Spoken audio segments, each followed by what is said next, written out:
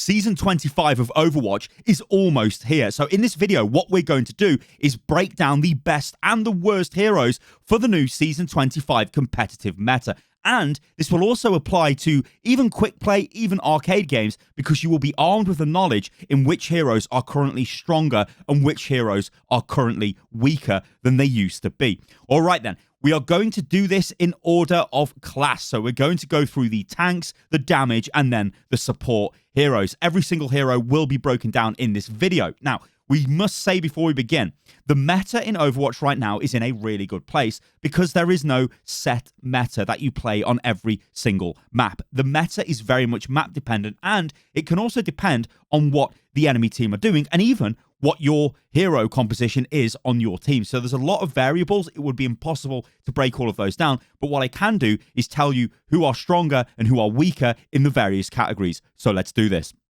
First up in the tank category is D.Va. Now, D.Va is okay, and that's all I can really say about her right now. You do have to be aware, though, that if you see Zarya on the field and Zarya is hard targeting you as D.Va, you might need to swap because Zarya can absolutely chunk down D.Va.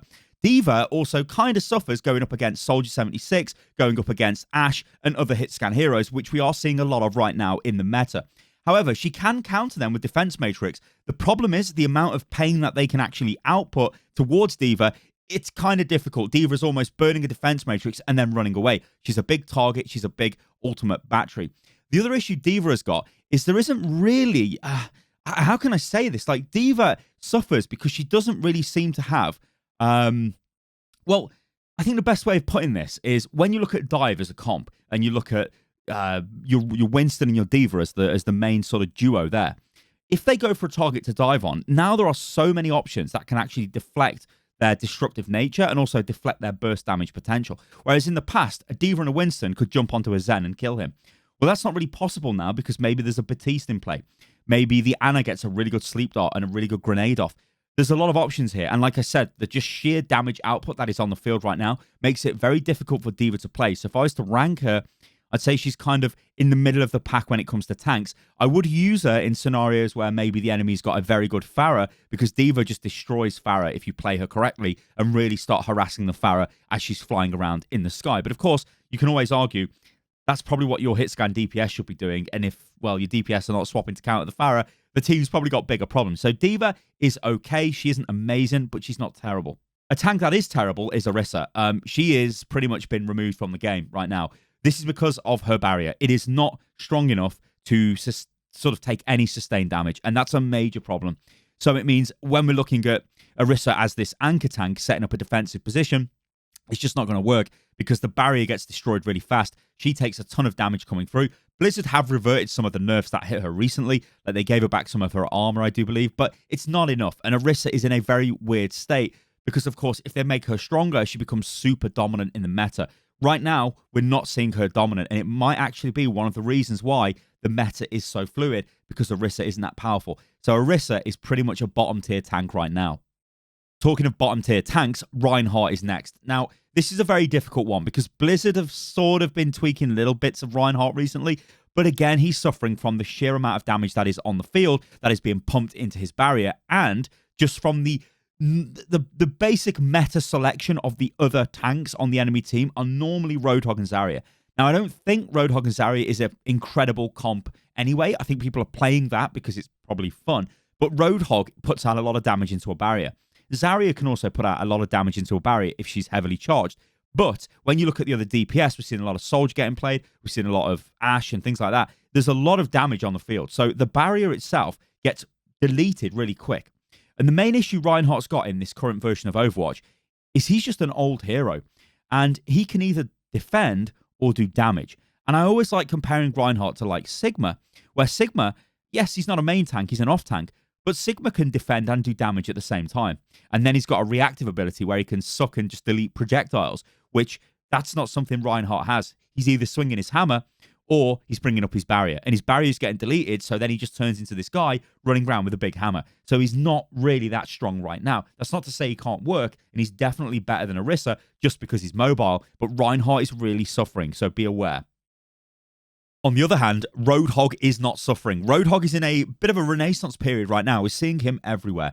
This is in conjunction with a bunch of recent buffs that actually hit Roadhog, which made him more effective. Now, Roadhog basically, I mean, his last change was for his chain hook. So it now pulls targets closer, which allows him to get his combo off better because they changed his weapon spread, if you guys remember, made it more predictable. But it also had some impacts with his combo. And so to fix that, they made the chain hook actually pull the target closer. So it almost guarantees Roadhog, if he hooks you, he's going to do full damage to you and you're probably going to die, especially if you're not a tank hero or you're not like Mei, for example. You're going to take a load of damage and probably die. This means we're seeing a lot of Hog on the ladder. It means we're seeing a lot of the OG Hog style gameplay where Hog is just off on the flanks doing what he likes. The issue I've got with Hog is he's in a tank category and every other tank, maybe with the exception of Wrecking Ball, but all the other tanks, they generally work together with the team. Roadhog sees more benefit just going and doing what he likes. So it often leaves the team with just one tank dealing with a lot of stuff.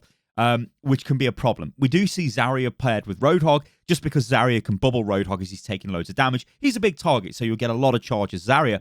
The issue with that, though, there's just no protection for your team, so it does become a bit of a deathmatch. But we are seeing that quite a lot in the current competitive version of Overwatch and the way the meta has gone. But Roadhog is a winner. You've got high damage, high survivability. He's great. And his ultimate as well is really good because there's no barriers on the field, really. So he can push people away at will. The only people that can really counter what he's doing is, yeah, Ana might put him to sleep. Sigma may use his suck. Orisa might use defense. Not Orisa, sorry. D.Va might use defense matrix. But they're probably not in play. So he's really got like a open field to do what he likes. It is hard to punish Roadhog right now. So you will get value if you do play him as an off tank. And I hate to say this, but play him as a cheesy flank Roadhog as well. Sigma is also a off-tank which is kind of lost quite recently. So the last round of changes to Sigma reduced the health of his barrier from 900 to 700. They also reduced the regeneration rate from 120 to 80. They did increase the cooldown as well of Kinetic Grasp from 10 to 12 seconds. All nerfs to his survivability. This again is to offset the fact he can do damage and tank at the same time, but this still makes him better than a Reinhardt because he can still throw out his barrier, absorb damage, and then do damage himself at the same time. It's really powerful, and he can counter enemy ultimates. And in fact, talking of Reinhardt briefly, we didn't actually speak about Earthshatter. It's in a really bad state right now. It doesn't stun people long enough for teams really to capitalize on what's going on. So again, Reinhardt suffers in that regard. Whereas Sigma, his ultimate, Gravitic Flux, is just crazy. It's really, really good. So if I was to rank the tanks at the moment, we'd be looking at Orisa at the bottom, then Reinhardt, then D.Va, then Sigma, and then Roadhog. Of course, we've got 3 more tanks to go through, and let's move on to them now. Winston is great when we're playing dive. If you're not playing dive, it's going to be really hard to keep Winston alive. Because Winston diving into the enemy team, if they've got a Roadhog, Winston is a dead hog. Winston isn't a hog, but he's a gorilla. He'd be a dead gorilla. That's what would happen to Winston. So he's got to be really careful. Also, he's got to play with line of sight of his supports. You're probably going to have an Ana. You might have a Mercy as well. So he's going to have to be really sort of... he's got to be really defensive. But that's not to say he doesn't work. He does work. And again, he's one of these map-specific tanks where he can work really well, for example, on an Umbani first-point defense. Or he can work really well on Gibraltar when you're in the second phase on the shuttle and even the first phase of the map. Towards the end of the map, he's going to suffer because obviously there's a lot of front-loaded damage. It's going to be difficult for Winston to get any kind of value with his relatively weak bubble. But he still works. And this goes back to the idea of flexible metas. If your team is a dive comp, if we've got Wrecking Ball, if we've got Genji and, I don't know, Tracer, and then we've got Mercy and Zen as our support, play Winston. I mean, you are complementing the team there. Just go hard on the enemy and see what you can make happen. So he does work, Winston. He's not completely terrible, but he only works when the team is there to support him. Wrecking Ball is a very special case because Wrecking Ball is kind of similar to Hog, where you can just do what you like. You can operate on your own, independent of the team. You can be highly disruptive. The thing with Wrecking Ball is he's very difficult to kill. He does have some very hard counters, though. If there's a clever DPS on the enemy team, they might swap to Sombra, and then Wrecking Ball is dead, because all you have to do is hack him. Maybe Ana lands some really good sleeps on Wrecking Ball, and that's going to mess up his day. It might not kill him, though. He might still be able to get away from that. The hack is the more superior counter to the Wrecking Ball.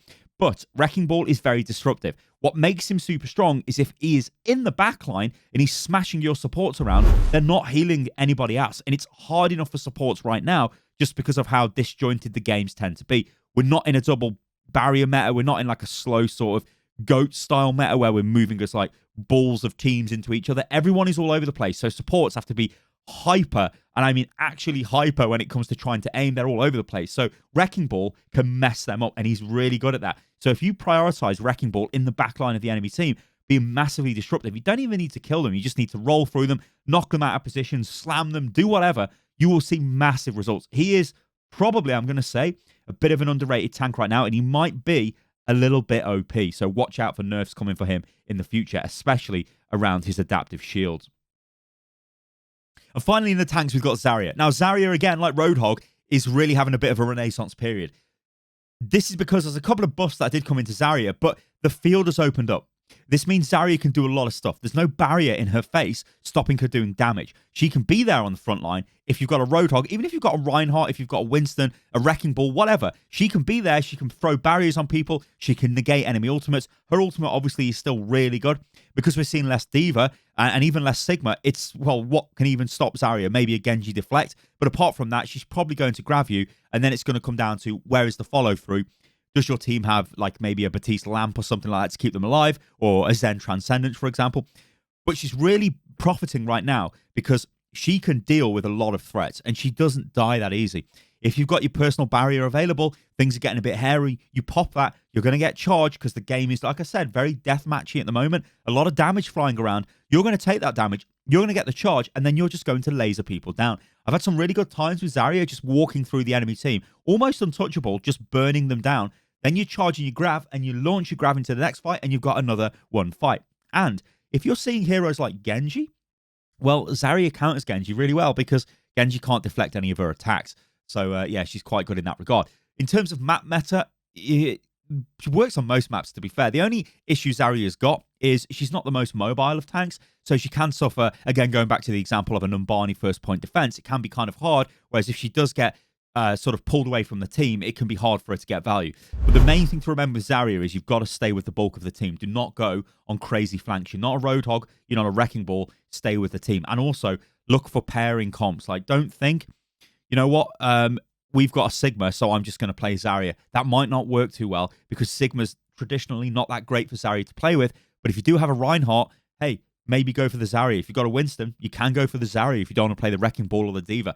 There's a lot of options. But like I said, guys, when it comes to tanks, Orisa is definitely the worst tank right now, followed by Reinhardt, then D.Va, and then I go for Sigma, and then we'd be looking at probably Winston because of his adaptable nature, and then going into probably Zarya, Roadhog, and then I'd probably put Wrecking Ball at the top for the time being. Let's move into the damage category. Now, we're going to start with Ashe. Ashe is really powerful right now because you know what, guys? We're seeing a lot of Mercy get played. Damage boosted Ashe is incredibly powerful. Her ultimate is incredibly powerful. She can charge it really fast. She can do a lot of damage. She's had a bunch of changes that have made her gameplay flow much better. She feels much better to use, to fire the weapon with. It's smoother. It's effectively faster. There's more damage coming out. She is a really strong hero right now. You can consider playing her almost all of the time. And like I said, if you do have a Mercy on your team, you're going to get a lot of value. She is very strong as a hero. You can even in outside cases nano boost her with a Anna and stuff like that. But generally, she's just going to get a lot of value. She can cause damage round corners with dynamite. She's going to get her ult, as I said, very quick. Bob can be used to contest points. Bob is really effective in fights as well. She's a very solid spick when it comes to hitscan DPS. So if you're a hitscan player, do consider playing Ashe. Now, in these lists in the past, I think we've always spoke about Bastion as this very niche pick, and he still remains like that. If you were to rank the DPS, you could even argue that Bastion might be the worst DPS in the game from a competitive standpoint because the team needs to be built around him. And because we're not seeing a lot of barrier tanks, it's very hard for him to survive. Recently, being a bit of an idiot, I did try to use Bastion on a first point defense on Hanamura. It didn't work. My tanks just didn't even care about me, and I just died, and it was like, well, that's kind of embarrassing. And that was like a 3 points, I think it was about 3,720 or something SR at the time. So they didn't care. They just let me die, which was not great. Then I did come back on Symmetra and we won.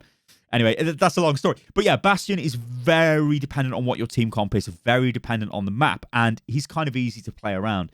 I think at this point in the game's lifespan, most players and teams know how to deal with the Bastion. That's not to say it can't work. It still can. You pull out a Bastion, it can disrupt the team. But a lot of Bastion wins will come down to the enemy team just being stubborn and they're not changing off their heroes to try and counter what he's doing. So I'd be kind of aware if you were going to put a lot of time, or I'd be wary even of putting a lot of time into Bastion. Doomfist is actually really good right now. Doomfist is benefiting from other DPS being meta. He's very good against a Hanzo. He's very good against a Widow. He's very good against Ashe. He's very good against Soldier. He's actually really good against McCree, unless McCree flashbangs him. He's very strong against a Genji. Doomfist is kind of flying under the radar right now, but he's getting really, really powerful. If you can play Doomfist, I honestly implore you to just play him. Especially if you see the enemy team with a Soldier, with an Ashe or whatever. You might see a lot of Soldier at the moment. Just jump on him as Doomfist. It's so hard for Soldier to kill Doomfist. As Doomfist engages him, you will just get a kill. Hey, and you're pretty much going to win the fight. And of course, Doomfist benefits when the meta is more chaotic because there's less things to stop him. You can just get in there and do damage. The only thing I would worry about is if the enemy team are rolling maybe their own Doomfist, maybe even a Sombra, that's probably going to counter you and you're going to struggle. Also, if the enemy are rolling like a Pharah and maybe an outside sort of shout and echo that you can't really deal with, or even a Reaper can be hard to deal with as Doomfist, you might have to swap. But yeah, probably in a lot of games, Doomfist is going to be a pretty good shout. So if you can play him, honestly, I'd play him. It's pretty much free SR. Echo is in a bit of a weird spot. Now, Echo suffers like Pharah because Blizzard have been buffing the hell out of hitscan. Look at the recent buff to Soldier. If you can aim with Soldier, you can destroy Echo way faster than you could before with the old Soldier, where you had to control his spread. Now you just go fully automatic and destroy it out of the sky. Ashe has always been effective against an Echo. And like I said, with more Mercy being played, Echo really suffers because a damage-boosted Soldier or an Ashe or a McCree is going to just absolutely annihilate Echo. So she's in a weird spot and probably needs a bit more love. And will she get that before Overwatch 2? Who knows? But she's probably not a hero to invest a lot of time in right now. Genji is having a pretty good time. So Genji is great when paired with an Ana because Nanoblade is still really strong and can still make the Genji player feel like an absolute badass from some sort of weeb dream. But he can get a lot done, right? He can just rip through the enemy team. They're going to feel great. They're going to get a lot of work done. The issue with Genji is when you're going against the Zarya, who we're seeing a lot of, it can be pretty much difficult for Genji to get close in and around where the Zarya is. He's going to get lasered down really fast. Because remember, Genji is fragile. Genji depends on deflect to keep himself alive when he dives in. And if he can't do that against the Zarya, he's going to struggle. Now, Genji is fairly okay against heroes like Soldier, like McCree. But it's all about like if you can outplay them. If you're against a good Soldier, they'll probably beat you. If you're against a good McCree, they'll probably beat you. You can still make Genji work, but it is a difficult DPS to play. You know, I'll put my hand over my heart here and say I am bad at Genji. I honestly think people who play Genji really well and play Genji into counters really well, they're just amazing players, honestly. But you can make him work. Like, he will work, but it's not going to be a free ticket to victory. So I kind of be aware if you're looking to invest time into him if you're not already really good at Genji. Moving on to Genji's brother, Hanzo. Yeah, he's really good. Now, this again comes back to the idea of the double sniper meta, or at least a double sniper DPS meta. You will see Widow, you will see Hanzo. Even though Widow's been nerfed, it kind of really doesn't matter too much. These guys can instantly kill people from across the map. It's super strong. And with less barriers on the field, Hanzo gets a lot of value spamming down. Like if the payload's being pushed, I've got visions of a recent game I had on Havana. The payload's getting pushed from the attacker's spawn, and I'm literally just yeeting arrows down there. And it's just, if you guys caught I think it was the patch note update video. It's one of the recent videos, but I used gameplay footage of that game, and I'm literally just, I'm killing people at random. Like I'm not, because I'm obviously playing the percentages game, but there's not really much there to stop the arrows getting value. You will do tons of work. Of course, you've got to be aware of a wrecking ball, even like maybe a sneaky Winston coming towards you and trying to shut you down. Maybe a D.Va at an outside chance, but wrecking ball would be the main issue. Or there are other snipers on the enemy team trying to kill you. But Hanzo is really good right now. And I think he's, again, flying under the radar a little bit. And we're probably going to see a lot more Hanzo being played. But like I said, guys, you will get value with this hero just spamming angles because there's less stuff to actually absorb your damage. And you will get ultimates really quickly. And of course, if you've got Zarya on your team, well, that's a pretty good combo, isn't it? The Dragon Grab. It's always been a good combo. And it always will be a good combo. Junkrat, yeah, Junkrat's it's not as bad as Bastion. You can make Junkrat work in a lot more scenarios than a Bastion, for example. But I still do kind of see him as this specialist, almost going back to the old classification of Overwatch heroes, defensive hero. I like using Junkrat on first point of Temple of Anubis. I've always liked using him there, and that's always been the case. You can make him work there. But if the enemy team go, you know what? I'm going to swap to Widow and I'm going to swap to Pharah, then suddenly your Junkrat is like, oh dear, it's going to be really hard to get any kind of value. They're just going to press you, probably kill you, or at least force you to run away. So it can be hard to make Junkrat work, but it is working in his favor, the meta, because we're seeing less barrier tanks prevalent in the game. So, and less D.Va as well. So it means less people are actually stopping his damage. So you can still get considerable damage in. But I still would probably recommend playing him on maps where they are playing into a choke, like your Icon Vault first point. Maybe you could do it on Dorado.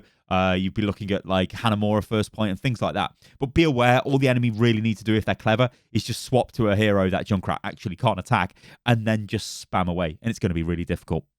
So McCree has been buffed recently. He's got a faster reload time. And remember, the buff before that means he can roll further. So they are looking at McCree Blizzard. They're giving him little nudges and little buffs. Makes him good. But if you were to rank him against the other hit scan heroes, you would have to put him at the bottom. You know, you would probably put Ashe and Soldier and Widow, I guess, probably all together, really. I mean, you probably could put Ashe and Widow over Soldier because they've got better instant kill potential or pick potential, and then probably put McCree sort of at the end of that list. We're not going to count Sombra as a hit scan hero because, well, she's like a specialist hacker hero. We'll get onto her in a second. But still, McCree's really good. McCree can work against a Doomfist if you're good. McCree can work against a Genji if you're good. McCree can still output good damage. McCree can mess up like Roadhogs if he's near them and they're trying to heal, flashbangs them and wrecks them. He's still got a pretty bad ultimate, so I wouldn't really put too much stock in that. But yeah, you can aim with McCree. You're going to get work done as McCree.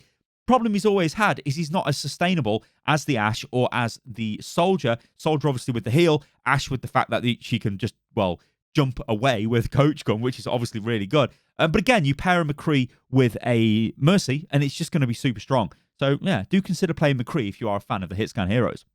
So May's been buffed, right? And we're still waiting to see what the impact is of this May buff. So her wall has got a reduced cooldown, and when she goes into cryogenic freeze, basically ice block, she heals herself. And if she's no, she reloads herself. Sorry, she's healed herself for a long time. She reloads, and she'll reload up to 60 ammunition if you are empty. Now, Blizzard say the reason for this is they increase the ammunition cost of her fire modes, so you get more ammo back now, which is fine. But what this means is, every time May goes into an ice block, I think for the last, 4 years of Overwatch, everybody's been like, oh yeah, she's got no ammo, or it's going to be kind of rare that she's got ammo. But now she's going to have ammo. So you're going to have to be careful. There will be a sting in the tail here with May. That's not to say she's going to be super strong everywhere, but she's going to be really good when paired with certain heroes. She's really good on, first point King's Row, right? Where you can drop the wall down. First point Hanamura, she can make it work. Even second point on Hanamura, she can be mega frustrating, especially if the enemy keep attacking through the high ground. She's got a really good ultimate. May is the devil for a reason. She can work in a lot of scenarios. And if the enemy are not going to change the count on what she's doing, you can just feed your brains into her, May. So I'm going to kind of reserve judgment on this one. She could be massively strong. She could be kind of okay. I don't know. I'll also Li Jiang as well, command center. She's really good on that point. It's just incredible how strong she is there.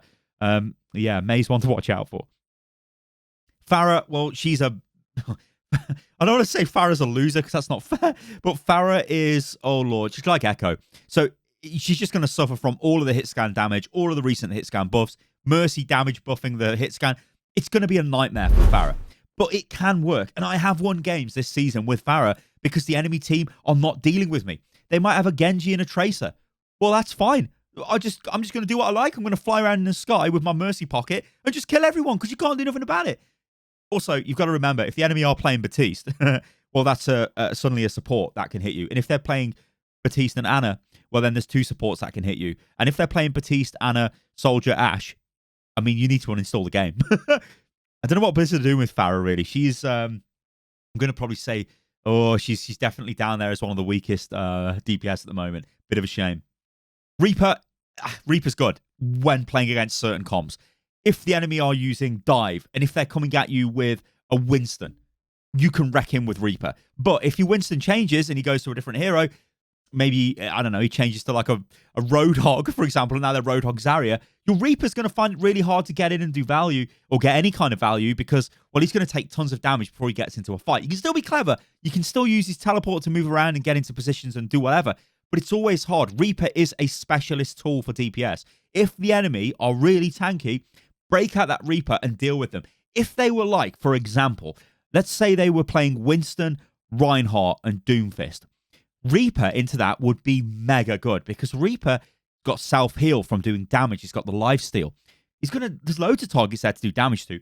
You're not going to get killed by Doomfist jumping on you because you can wraith away from that. going to be really strong. And his ultimate as well would get a lot of value there because there's not much that can stop him. Obviously, if they've got an Ana, you can be put to sleep. The Doomfist could punch you. There are things that could be done. But Reaper is a very specialist tool for killing high HP, slow-moving teams. That's how I've always viewed him. You can make him work in some scenarios, but all the enemy have got to do is basically increase the engagement range, which is pretty much how the meta is right now. We're not seeing blobs of teams going together. Everyone's kind of all over the place. Reaper tends to get caught out if you try and play him exclusively. So I would be very wary of playing him just as a one trick. It's going to be hard to make him work. My boy, Soldier76. Okay, you guys know I like Soldier, so I'm probably going to sit here and go, he's amazing, just play him. I've been playing loads of Soldier. I really like what Blizzard have done to Soldier. But the interesting thing is, I don't think this has made Soldier mega OP. It's just made him a pick that you can play, and he's kind of viable. And that's sort of it. So the change is, you can go fully automatic, and it's just got a recoil pattern now, his weapon, and it's a set recoil pattern. So if you basically pull down on your aim, you can control the recoil and go fully automatic. It feels way better to play. He's Soldier as well, right? So he's very mobile. You can flank. You can be quite self-sustainable with your heal. Run out onto the flank, do a bit of damage, run away, drop your heal. You can be sort of very harassing with Soldier. And because there's less barriers, it means Soldier's doing more effective damage because you're shooting more people. He is very annoying. Where Soldier falls down, though, is he can get targeted by the snipers and just be killed instantly, which is not good. In a 1v1 against an Ashe, you probably would have, especially if it was at longer range, the Ashe is going to be favored in that scenario. At close range, yeah, you'll probably just destroy the Ashe because he's going to find it really hard to do enough damage to you. The problem as well with Soldier is he doesn't really deal with flankers too well. A Tracer can be a bit of a nightmare, so can a Genji. But if they're trying to take you on 1v1 and you're sitting on your healing station, well, the biotic feels pretty good. So they can find it pretty impossible to kill you, and you can do quite a bit of damage to them. So he's not a dark horse. He is pretty much what I think Blizzard always designed him to be, this very reliable source of damage in all scenarios if you've got the aim. Because if you're not aiming well, you're going to do no damage, and you're really going to suffer as Soldier. Of course, works really well with Mercy, and Mercy is pretty much a really strong meta support right now, and works really well with Ana as well because of their ultimates, because of their damage boosts, and yeah. Nano Visor itself, it's not the greatest ultimate in the game, but because there's less things to stop it, there's less D.Va play, there's less barriers in play, you tend to get decent value off it. I'm not saying you're going to wipe the enemy team, but you are going to do enough damage to make them probably run away, especially if there's a big fat Roadhog in your face. So yeah, Soldier, really good right now. Sombra, she is one of these specialist tools. But the thing with Sombra, and it's always been the case with Sombra, if you have a team that is communicating with you, you can wreck the enemy team with Sombra. She's got the best ultimate in the game. EMP, it just stops you using abilities. It also gets rid of shields. It's massively strong. If they've got a Zarya, a Zen, and you EMP them, they're dead. They're like, oh dear, all my shields are gone, especially Zen. Now, she does counter Wrecking Ball, who is very strong right now. She does counter Doomfist, who is coming back very strong right now. So she is very good. I would consider playing her if you're confident playing her and you know you can communicate well. If you're a Sombra player that doesn't talk to your team, it's going to be very hard because you can run in with EMP and EMP the whole enemy team. But if your team are not with you or they're not ready to engage, well, it doesn't matter. It's like you may as well not have even used your ultimate. But she is good, though, guys. Like, be under no illusions. She is really good when played in the right way, which is heavy communication and which is with a team that will... I hate to say this because I don't really want this to sway what heroes you guys pick, but teams can be toxic towards a Sombra. Like, oh my God, can you please swap the Sombra? In that case, maybe it is a good idea to swap the Sombra because you don't want the morale to collapse. You want to try and keep that chance of you winning high, and you don't really want toxic players, but still that could be seen as caving to those players, and that's kind of up to you guys. But yeah, Sombra, she's really good. She counters a lot of very strong heroes right now. Symmetra. All right, Symmetra. I really enjoy playing Symmetra on certain maps, and it's always been that way with me. But Blizzard have been slowly buffing Symmetra. I mean, you've got the teleporter increase, for example, was a recent buff, which I think was from 12 to 10 seconds, or the decrease, I should say. So she can use a teleporter quicker, which is good, right? So if it gets destroyed, it's only 10 seconds now instead of 12 before you can use it again. But again, Symmetra does suffer from, she's really good at certain points. My favorite, Temple of Hanamura, sorry. Temple of Anubis? Okay, forget about that. But Hanamura, yeah, first point, Hanamura, the attack and the defense. Everyone's done the teleporter attack, right? We all run to the middle of the choke, tele onto the point, and hope that they don't have a Bastion setup or their own Symmetra setup on the point, and then you win, which is awesome. Or if you're on defense, you throw all your turrets on the point and you chill. Again, she's one of these very specialist heroes. She is a defense hero, to use a very old classification of her. But she is good against shields. The problem is we're not seeing too many shields on the field, so we're not seeing Symmetra being utilized in that way. She still can do a surprising amount of damage when her weapon is fully charged, and that can kind of catch people off guard. But she is still very one-dimensional. You know what you're getting playing into a Symmetra, so generally teams will be able to play around her. I will still keep her in the category of bring her out for those cheesy Moira attacks when you just absolutely need to capture the point, or you're defending with 1 minute to go, so the enemy have got like possibly no way of countering you. But she is really good. I'm actually kind of interested to see what Blizzard do with Symmetra in Overwatch 2. Yeah, and Torb is the same as Symmetra, honestly. Well, I don't know, actually. I don't think I can say that. Torb is, when Torb pops his little overdrive thing. What's it even called, actually? Why have I forgot the name of Torb's ability? It's not overdrive. Oh, it might be, actually. Is it overdrive? No, overload. There we go. I was close. Overload. He becomes a right little tanky git, and he can run around, especially with his alternate fire when he's got that active. The increased fire rate from that shotgun damage is just disgusting, especially at point blank range into tanks. We've probably all been there where you see a Torb and you're like, oh yeah, he's easy meat, and then he rushes up to you and just deletes you from the game. It's like, what the hell? His turret is like, whatever, it's Torb's turret. It's kind of a bit forgettable, I suppose, at this point in the game. His ultimate's all right. I mean, Torb, yeah, he's a tank buster, and he can work well against like a Doomfist, against a Roadhog. And he kind of is like a little obnoxious pick. You can throw, I shouldn't say little. If he heard that, he'd probably kill me. But like, he's an obnoxious pick. He can break out every now and again. Of course, he suffers with his primary fire being very inconsistent at range.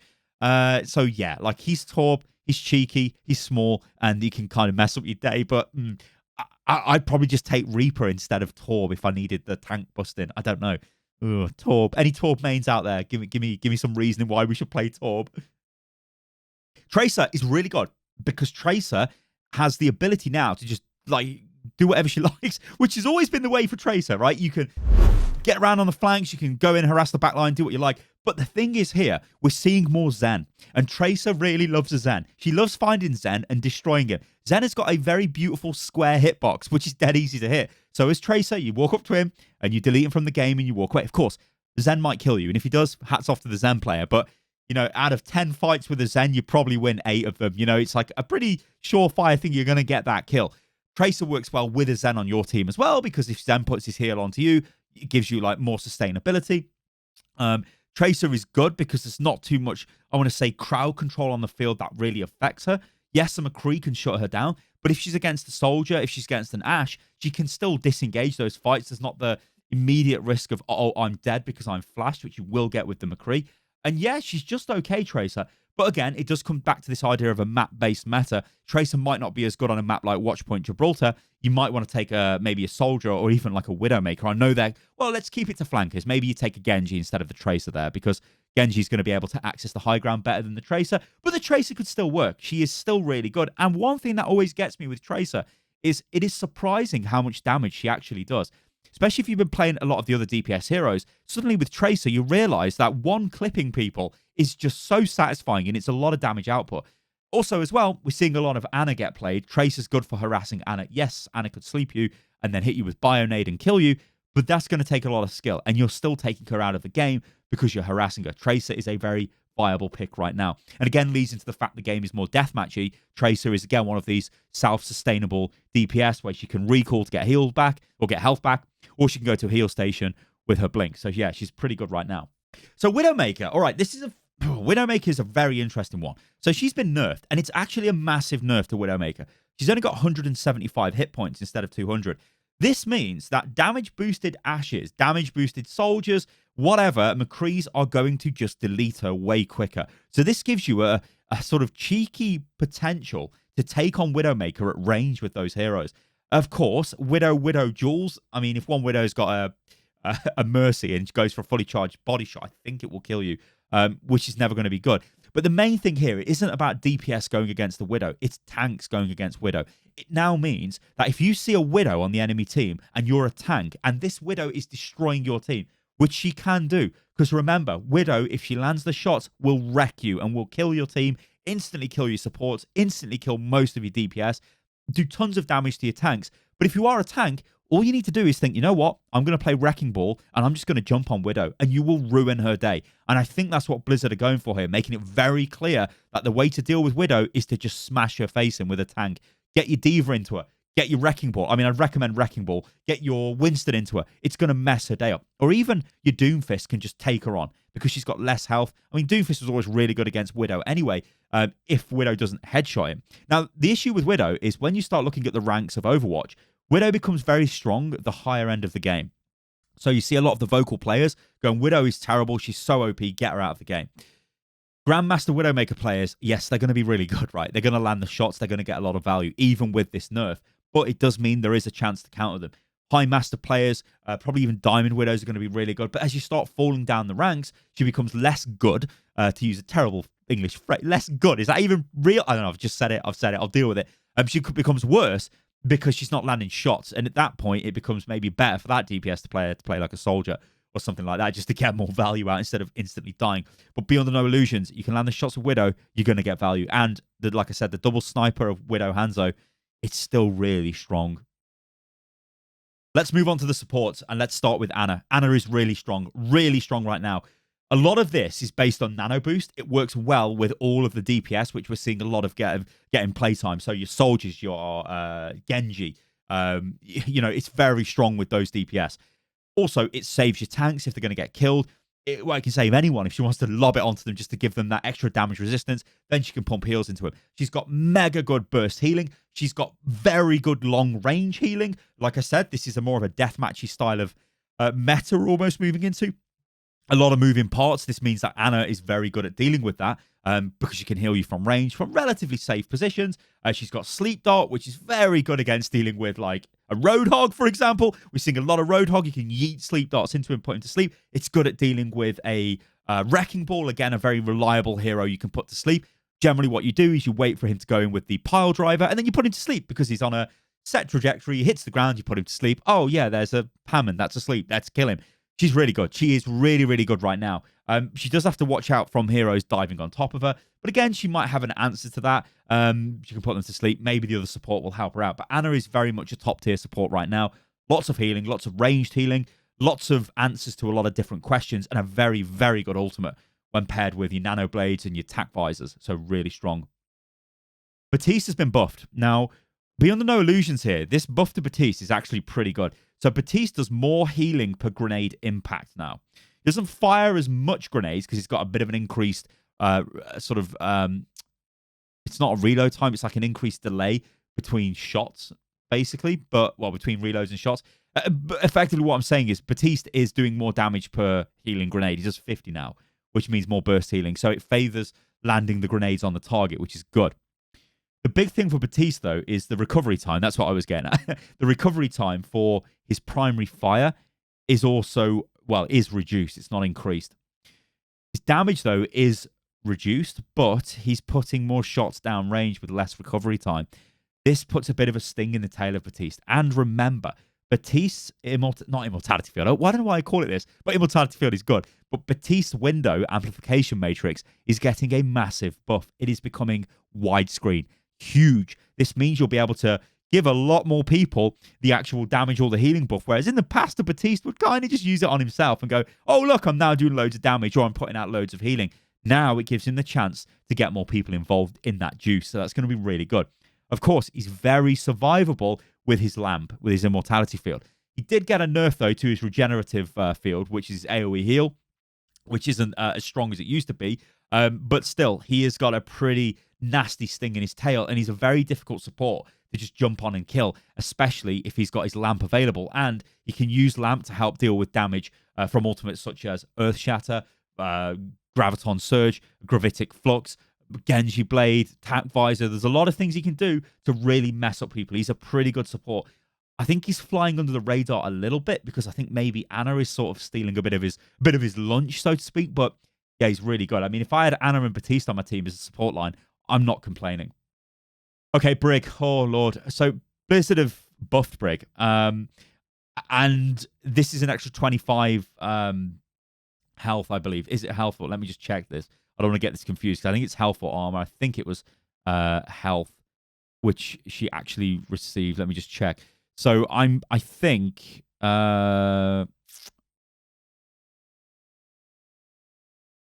yeah, she is, oh my lord. Brig. I don't really know where to start with this. So yeah, she got base health increased by 25 to 175. Yeah. It's a dangerous one, Brig, because Brig can be really strong when she's given a lot of like self-survivability, because she can really start dictating the way the game flows. And she's been a hero historically that's had a major impact on the game.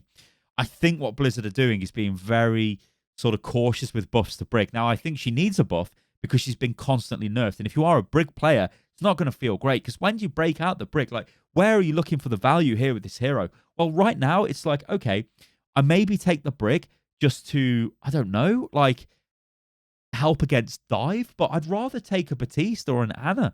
You know, if I've got like Ana as my main support, do I want to take Brig or Baptiste? I think I want to take Baptiste. Yes, Brig can give people armor. She's the only hero in the game that can do that, and it is powerful, right? If you throw armor on a no, she can't actually. So that's even me getting confused. See, this is the thing with Brig. She's had loads of changes here recently. I don't think she can even do that. Dear oh dear, Brig is just, I don't know. I think she's probably the worst support right now. Yeah, I think I'd go for that. Worst support. Difficult one for Brig. Lucio. All right, Lucio is actually pretty good. So Lucio with the speed boost has always been strong. And Lucio is... Reinhardt feels great when you got Lucio on your team. When you don't have Lucio on your team, Reinhardt feels trash because he's so slow and you're just going to get killed and take loads of damage. So I like Lucio for that fact. But yeah, Lucio can work in a lot of different scenarios. I think the issue Lucio is suffering from is he doesn't have the greatest healing output. And you can't really pair, like, pairing Lucio with, you know, a Zen is never going to work, or a Brig is never going to work, because there's just not going to be the healing output there. So I think we are still in this sort of mode of we want high burst healing in Overwatch, high healing potential. And Lucio doesn't have that, but he does have speed boost, which still is really strong. You know, I still don't mind a Lucio if we take him on control points, you know, just to get your tanks into the fight and get your team into the fight. You know, moving faster is a really strong, like, it's a super, super strong ability. So he's all right, Lucio. Like, I don't want to say he's absolute trashed here. He can work, but only use him if you know you've got an Ana, Baptiste, or even a Mercy on your team. And even if you've got a Mercy Lucio, that can kind of sometimes be a little bit difficult to get enough healing out there. Because Mercy, yeah, she's good at healing one target, but she suffers at long range healing. Whereas Ana can pump out loads of healing. Baptiste, obviously, can pump out loads. And even comparing the Mercy to a Moira, Moira's got loads of AoE healing. So if it is a brawl that's breaking out, Moira's going to be a better selection there. So yeah, Lucio, he's all right. He's okay. He's not bad. Also, if you're a Lucio god and you get loads of environmental kills, then just go for it. And again, that comes back to the idea of map-specific metas. Lucio's going to be great on maps where you can boot people off the edge if you're good at booping people off the edge. I mean, killing people in Overwatch is a pretty good thing to do. Right, Mercy. Yeah, Mercy is really good. So if I was to rate the top-tier supports right now, it's going to be Ana, Baptiste, and Mercy as... Well, it probably would be Ana, Mercy, or maybe even Mercy, then Ana as the top two for main supports anyway. I think Zen is having a little bit of a comeback period as well. Moira obviously is good in certain scenarios. But yeah, Mercy's really, really good. This is because of Res. Good ability. It lets you bring people back from the dead. I don't know if you guys are aware of this. So if you do get killed in the enemy team have got double sniper and they kill one of your team, you can instantly bring them back, which is really strong. Her healing is actually not too bad. It's not as bad as it used to be. She's difficult to play because you need to be very aware of what's going on around you. But with the style of like deathmatchy meta, and what I mean by that is just there isn't like, it's not coherent. It isn't like Team A walks into Team B. It's like Team A and B are all intermingled. There's targets everywhere. It's more spread. It's more open. It's more FPS-y than MOBA, let's say. Mercy can actually fly around easier because she's got more targets to anchor on with Guardian Angel. But you've got to be a good Mercy player to do this. I couldn't do this myself because I'm terrible. But you need to be aware of looking around where your team is, and you can make a lot of things work. So Mercy's really strong. And of course, damage boost, guys, hell of an ability right now. An actual, just a game-winning ability. Damage boost in your hit scan DPS just means, oh my god, the damage is ridiculous. And like, you know, I've been there playing Soldier. I've got Mercy pocketing me. I get killed by maybe the enemy Widowmaker, and I'm like, oh god, I'm dead. But it doesn't matter because Mercy can res me, and then we can go again. That is incredibly powerful. She's really, really good right now. Moira, yeah, like I touched on earlier, Moira is great if you need AoE healing. Like, what I've been doing with Moira when it comes to support is, you know, let's say we're on a, I don't know, an assault map. Let's say Volskaya final point. and maybe I was playing Ana or I was playing a Baptiste, I might swap to Moira if I get killed and I need to rush back to the point, because I just know I'm a little bit more survivable. I can throw out a bit of AoE healing, or a lot more AoE healing, sort of in real value terms, I guess, unless like they've got a D.Va that eats my orb or something. But yeah, that's kind of the only time I'd be taking Moira right now in the meta. I don't think we're going to see like Moira replace Ana or Mercy anytime soon. She's very much in the sort of niche of, yes, I am a big tank, big AoE healer if they're close to me. And obviously I'm really good when I get harassed by flankers, because they probably shouldn't kill me. But that also, Moira can work quite well with the Zen. Like, she can keep the Zen alive. But again, I think it's map dependent. Like, I wouldn't be taking a Moira on the Numbani, let's say. First point defense, definitely. I'd be taking like an Ana or a Baptiste there. But on first point defense of, let's say, King's Row, you might be able to get away with a Moira in that scenario, just because everyone's going to be pretty much fighting on the level most of the time. So you can get value. So she's okay. And finally, in the supports, we've got Zen. Zen is, oh my god. So Zen's just a DPS in support sort of clothing. Like, the damage, like, Discord Orb is just ridiculously powerful.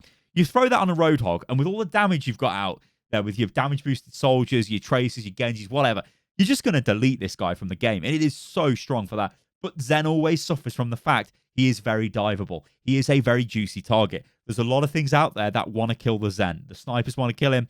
The Wrecking Ball will eat him for breakfast. There's a lot of problems. So you really have to pocket and protect the Zen. So if you do get a Zen on your team, do look after him. But never, ever, guys, run 2 off supports, or it's not fair me calling them off supports, but for the sake of this video, main healers would be the ones with a lot of healing, and off supports would be like, your Brigitte, Lucio, and your Zen. Never have 2 of those together, because you're not going to have enough healing and your team is going to die. All right, guys, I hope that's briefed you. A pretty chunky video, that, but I just wanted to go briefly over each hero and give you kind of my thoughts on where they are in the meta right now. In terms of the actual meta itself, there is no one singular meta comp you can run. You can run dive, you can run brawly comps if you like, you can run map-specific comps. What I would say is the old adages always ring true. If you need to be mobile and you're on a map like Gibraltar, think about heroes that can access the high ground. If you're a tank player, maybe don't play the Reinhardt on that map. Maybe play the Winston instead, right? Look at things like that. If you're on the Numbani defense, there's high ground at the start there. Maybe don't play the Moira there. Look at playing the Ana or the Baptiste, just because you can sit on the high ground and you can heal everybody everywhere. Whereas a Moira would suffer if she was sitting on the high ground trying to access the low ground. She'd have to put herself into sort of a risky situation. So yeah, this is a really good time for Overwatch as well, guys. There's a lot of different things you can do, and it feels like every game is different. You don't know what you're going to go up against, and so it gives a lot of variety to the game.